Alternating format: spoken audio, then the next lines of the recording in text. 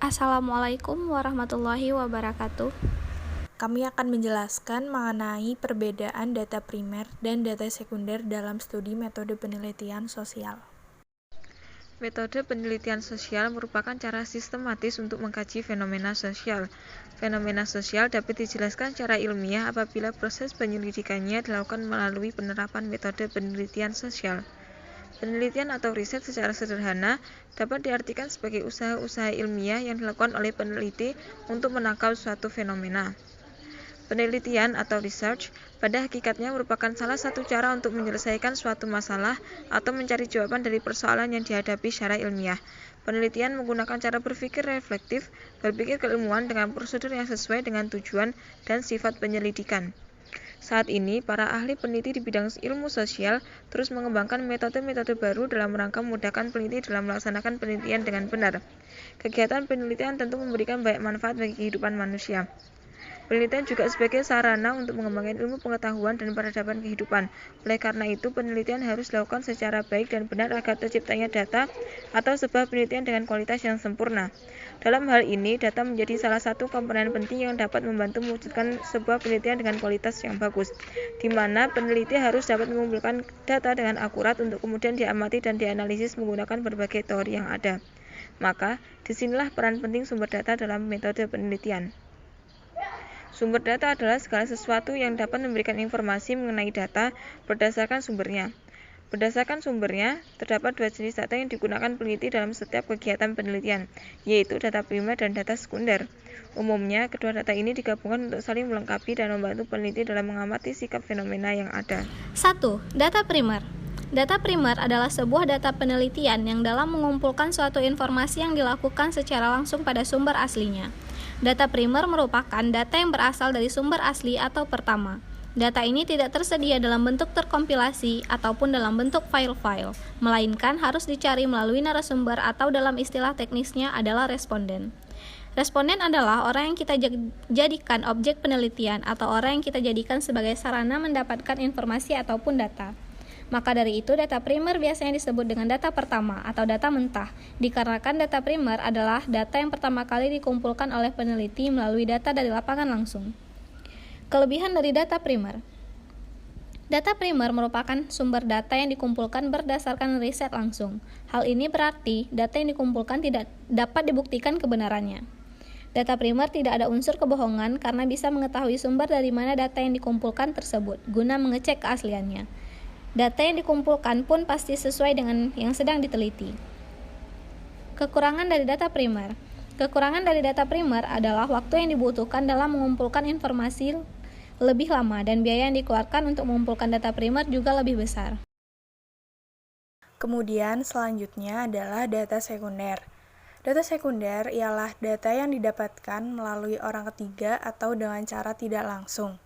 Data yang telah dikumpulkan untuk maksud selain menyelesaikan masalah yang sedang dihadapi, di mana sumber data tidak langsung diberikan kepada pengumpul data, melainkan didapatkan melalui dokumen-dokumen, jurnal, hasil grafik, dokumentasi, dan bentuk-bentuk lain yang berhubungan dan relevan dengan kebutuhan.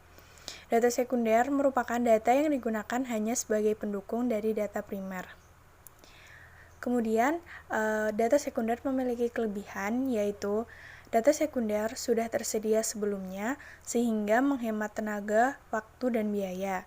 Peneliti dapat memperoleh informasi selain informasi utama. Yang terakhir, data sekunder sudah terbentuk informasi yang sudah terjadi pengolahan data sehingga bukan data mentah seperti data primer. Dan kekurangan dari data sekunder ialah data yang didapat adalah data lampau, sehingga mungkin sudah tidak relevan atau kadaluarsa. Selain itu, kevalidan datanya juga masih harus dipertanyakan. Pada dasarnya, data primer merupakan sumber data dalam pemberian informasi yang dilakukan secara langsung pada pengumpul penelitian. Data primer maupun sekunder ini mempunyai karakteristik tersendiri yang menunjukkan kelemahan dan kelebihan masing-masing. Meskipun begitu, kedua jenis data ini dapat saling melengkapi sehingga bisa memudahkan peneliti dalam melakukan pengamatannya. Berikut merupakan beberapa perbedaan antara data primer dan data sekunder, yaitu Data primer. Yang pertama adalah faktual dan asli. Yang kedua berasal dari peneliti pertama. Data ini merupakan data yang belum pernah dikumpulkan sebelumnya dan dikumpulkan semata-mata untuk tujuan penelitian. Data primer mengacu pada data yang berasal dari peneliti untuk pertama kalinya. Yang ketiga, proses pengumpulan data langsung dilakukan di lapangan. Data primer didapatkan dengan melibatkan partisipasi aktif dari peneliti. Biasanya, data primer dikumpulkan melalui kegiatan survei, observasi, eksperimen, kuesioner, wawancara pribadi, dan media lain yang digunakan untuk memperoleh data lapangan. Yang keempat, membutuhkan waktu, tenaga, dan biaya yang besar. Yang kelima, spesifik dan sesuai dengan kebutuhan peneliti. Data primer selalu spesifik yang sesuai dengan kebutuhan peneliti. Data primer ini biasanya dapat mengontrol atau menentukan kualitas penelitian. Yang keenam, dalam bentuk data mentah. Data primer adalah data pertama kali yang dikumpulkan oleh peneliti melalui upaya pengambilan data di lapangan langsung. Karena hal inilah, data primer disebut sebagai data pertama atau data mentah.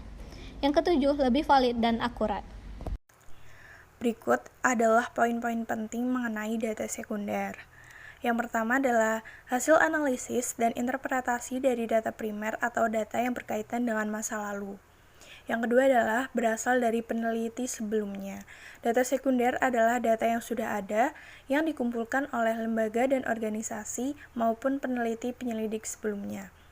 Yang ketiga ialah proses pengumpulan data tidak langsung ke sumbernya. Maksudnya adalah proses pengumpulan data sekunder lebih cenderung mudah dan cepat dilakukan. Peneliti bisa mendapatkan berbagai data sekunder dengan memanfaatkan sumber publikasi pemerintah, situs, buku, artikel jurnal, catatan internal organisasi, dan lain sebagainya. Kemudian yang keempat adalah sumber data yang dibutuhkan seperti waktu, tenaga, dan biaya relatif tidak besar, cepat, dan mudah. Yang kelima adalah data sekunder tidak spesifik dan tidak mempunyai kontrol terhadap data karena peneliti merupakan tangan kedua. Data sekunder tidak spesifik untuk kebutuhan peneliti serta tidak memiliki kendali untuk menentukan kualitas data. Kemudian yang keenam ialah sudah terjadi pengolahan data. Data sekunder merupakan berbagai informasi yang telah ada sebelumnya dan dengan sengaja dikumpulkan oleh peneliti yang digunakan untuk melengkapi kebutuhan data penelitian. Data sekunder ini biasanya bisa didapatkan melalui buku, publikasi pemerintah, catatan internal organisasi, laporan, jurnal, hingga berbagai situs yang berkaitan dengan informasi yang sedang dicari. Dan yang terakhir ialah data sekunder ini kurang valid dan kurang akurat. Sekian dari kelompok kami, terima kasih. Terima kasih. Terima kasih.